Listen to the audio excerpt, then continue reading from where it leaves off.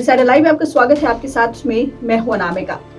विधान परिषद की 7 सीटों पर होने वाले चुनाव को लेकर के राजद ने अपने उम्मीदवारों के नाम की घोषणा जो है वो कर दी है और इसके बाद ही सियासत जो है वो भी गर्म हो गई है। जी हाँ, 3 नामों की घोषणा हमने आपको पहले वो खबरें दिखाई है कि वो 3 नाम है। पहला नाम है मोहम्मद कारी सुहेब का, दूसरा नाम है मुन्नी देवी का और तीसरा नाम है अशोक कुमार पांडे का। राजद ने इन तीनों उम्मीदवारों को एमएलसी चुनाव में उतारा है और अब इसके साथ ही साथ सियासत बिहार में एक बार फिर से चरम पर पहुंच रही है। इस ऐलान के बाद सबसे बड़ा झटका अगर किसी को लगा है तो वो है भाकपा माले को। जी हाँ, भाकपा माले को काफी बड़ा झटका लग गया है क्योंकि राजद ने इस चुनाव में भाकपा माले को 1 सीट देने का भरोसा दिया था, लेकिन उसे ठेंगा दिखा दिया और धोखा कह सकते हैं कि राजद ने भाकपा माले को ऐन समय पर धोखा दिया। इस पर काफी नाराज है भाकपा माले और इस घोषणा को दुर्भाग्यपूर्ण भी बताया है।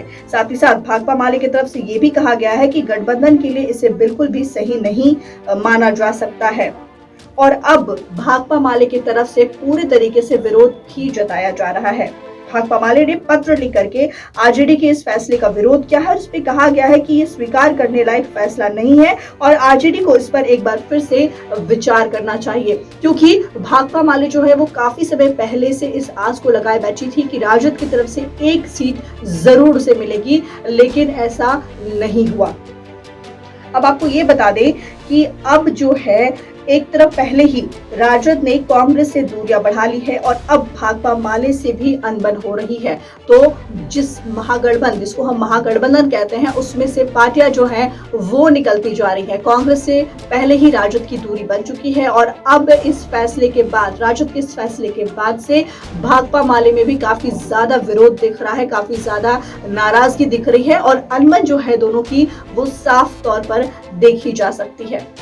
इसको लेकर के अब जो है सत्ता पक्ष वो तंज कसना भी शुरू कर दिया है। जी हाँ, बिहार सरकार के मंत्री सम्राट चौधरी ने जोरदार हमला बोला है। साफ कहा है कि पहले तो आरजेडी को समर्थन जुटाना है पर और उसके बाद भाकपा माले का समर्थन मिले या फिर कांग्रेस पार्टी का, दोनों में से किसी एक पार्टी का समर्थन मिलेगा तभी राजद पार्टी जो है वो चुनाव लड़ने लायक हो पाएगी।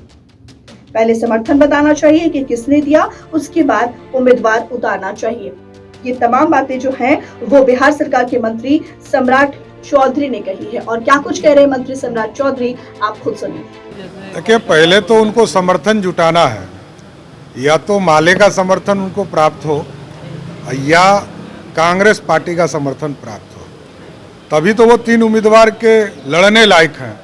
नहीं तो ये जो 3 उम्मीदवार उतारे हैं उनके संख्या बल के हिसाब से तो 2 ही उम्मीदवार उतार सकते हैं, लेकिन उन्होंने यदि तीसरा उम्मीदवार उतारा है तो उसमें किसी न किसी का समर्थन चाहिए।